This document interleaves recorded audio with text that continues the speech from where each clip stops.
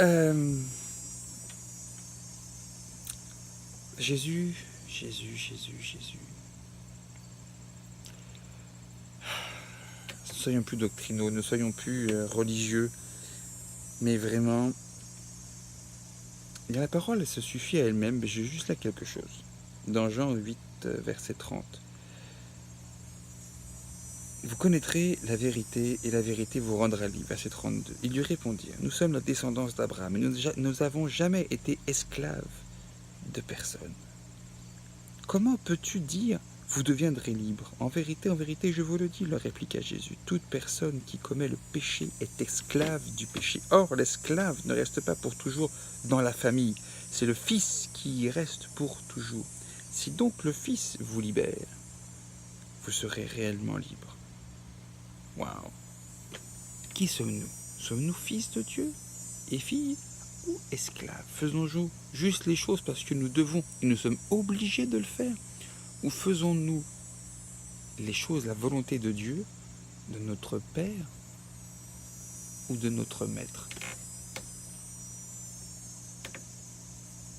Parfois on est obligé, on se sent obligé de faire les choses. Et oui, Paul disait qu'il était esclave dans sa condition, mais que son joug était doux et léger. Il se mettait en position d'esclave parce qu'il voulait montrer il voulait être certain de démontrer qu'il n'était pas. On ne peut pas en prendre un esclave et puis en faire le sien, ce qu'on voulait là. C'est comme tu appartiens à quelqu'un.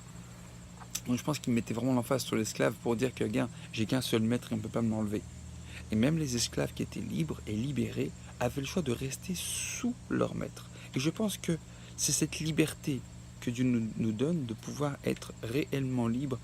Et de même si tu es un fils et une fille, tu restes sous l'autorité par ton vouloir d'être libre. Tu es libéré de l'esclavage, donc de la religion et obligé de faire les choses comme elles doivent être faites. Mais comme tu les fais par amour, sa volonté ne devient plus un fardeau. Peu importe sa volonté, qu'elle soit dure ou pas, parce que tu sais pourquoi. C'est comme tes parents. Tes parents font tout pour ton bien.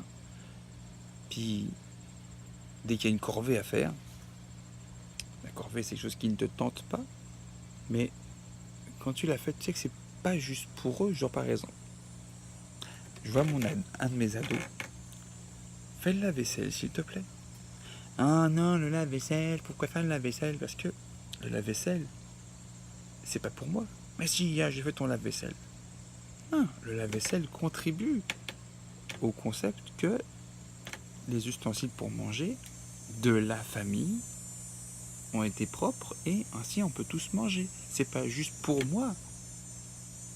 Même si ça te dérange pas de manger dans la vaisselle ou de laver ton propre bol ou ton assiette, tu dois faire celle de toute la famille parce que c'est une unité, on est une entité, la famille c'est uni. On est 5 dans la famille, puis je peux pas en enlever un, ça marche pas. Mais c'est uni en force. Donc, le fait de devenir un fils te rend réellement libre dans ta condition, dans toute ta manière d'agir, de penser, de réagir et de faire face aux situations et potentiellement de te réfugier comme un esclave. Non. Un esclave va être obligé d'honorer son maître, que ça tente ou pas, et il peut mettre dans son cœur plein d'autres choses. Des mauvaises pensées. Oh oui, Seigneur. Oh oui, bien sûr, Seigneur, oui. Puis derrière, mais un fils, même s'il est en désaccord, il sait qui est son père ou sa mère, et il sait que l'autorité de son père ou de ses parents est pour son bien, et que s'il va dans le bon sens, ses parents vont aller encore plus, ils vont se déverser encore plus, et bien au-delà de ce qu'ils pensent, parce qu'ils vont déverser complètement sans obstacle, sans limite, ils vont déverser tout leur amour, et ça va se manifester en tout un tas de choses. C'est ce que Dieu fait avec nous. Il continue. Je sais que vous êtes la descendance d'Abraham. Pourtant, vous cherchez à me faire mourir parce que ma parole ne pénètre pas en vous. Je dis ce que j'ai vu chez mon père et vous faites ce que vous avez entendu de la part de votre père. Ouh. La religion est quand même le système le plus utilisé par l'ennemi pour faire ses sombres desseins parce qu'il manipule les gens pensant qu'ils font du bien pour Dieu alors qu'en fait ils font totalement le contraire. Comme il y a des gens au nom de Dieu vont commencer à tuer et décapiter des gens. Et ils pensent vraiment qu'ils font la volonté de Dieu. Grossière erreur. Aveuglés totalement. Ils répondaient, notre père c'est Abraham. Jésus leur dit, si vous étiez les enfants d'Abraham, vous agiriez comme lui. Mais en réalité, vous cherchez à me faire mourir, moi qui en tant qu'être humain vous ai dit la vérité que j'ai entendue de Dieu. Cela, Abraham ne l'a pas fait. Vous, vous agissez comme votre père. Et lui dire, nous ne sommes pas des enfants illégitimes, nous avons un seul père. Jésus leur dit, si Dieu était votre père, vous m'aimeriez, car c'est de Dieu que je suis sorti, et c'est de sa part que je viens. Je ne suis pas venu de moi-même, mais c'est au contraire lui qui m'a envoyé. Pourquoi ne comprenez-vous pas mon langage? Parce que vous ne pouvez pas écouter ma parole. Vous avez pour père le diable, et vous voulez accomplir les désirs de votre père. Il a été meurtrier dès le commencement, et ne s'est pas tenu dans la vérité, parce qu'il n'y a pas de vérité en lui. Lorsqu'il profère le mensonge, il part de son propre fond, car il est menteur et le père du mensonge. Mais moi, parce que je dis la vérité, vous ne me croyez pas. Comment, si tu parles de ton propre fond, tu sers donc tes propres desseins? Ce qui veut dire que tu vas automatiquement changer de joug et tu risques de devenir un esclave du péché, un esclave de ton orgueil, de ton toi. Et c'est exactement ce que le diable veut. Il veut que tu reviennes toujours à ta satisfaction, ton autosatisfaction. Et que tu t'accomplisses toi, pour toi, envers toi, et que tu te détaches. En te faisant croire que tu es libre et que c'est une liberté, je peux faire ce que je veux. Non. Tu as une liberté, une grande liberté, mais tu restes quand même sous le toit de la maison, sous la protection, la coupole, l'autorité de ton père, de ta famille, du nom que tu portes. Tu as cette responsabilité. Alors qu'un esclave n'est rien. Il n'a pas d'identité propre. Un fils a une identité. Il a un nom de famille. C'est pour ça que dans toute la parole, tu vois fils de, fils de, fils de, fils de, fils de. Bien important. On vérifie qui tu es, on regarde la lignée. Donc, il est bien important de rester collé, ancré à qui nous sommes dans notre identité afin d'être réellement libre. Donc totalement aimé, totalement libre et sans limite, le credo du ministère. Mais tu dois savoir comment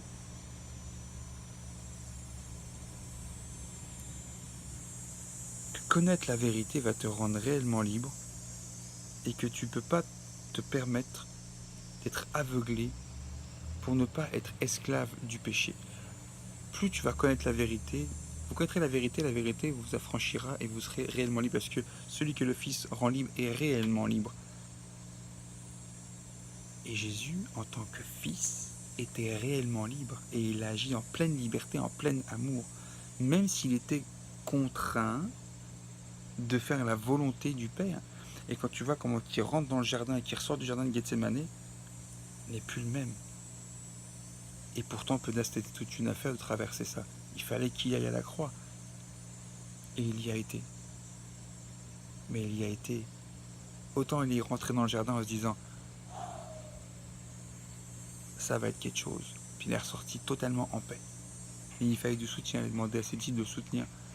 Vois juste à combien il était dévoué, mais qui savait que son père l'avait amené à faire quelque chose. Imagine, il a dû voir toutes les choses, il a dû voir pour se préparer. Ouh. Mais il l'a fait par amour, parce qu'il savait ce qui allait se passer. Donc oui, il s'est rendu esclave dans la mission. Il a dit même dit, si tu peux éloigner cette coupe, éloigne-la moi, s'il te plaît. Mais c'est ta volonté, parce que je te respecte, Père, plus que tout. C'est là l'obéissance et la soumission et la différence entre le père et l'esclave, le fils et l'esclave, pardon. Alors, demeurons des fils et des filles de notre papa et œuvrons avec tout ce que nous sommes dans la volonté, afin de ne pas être esclaves du péché et de ne pas pécher.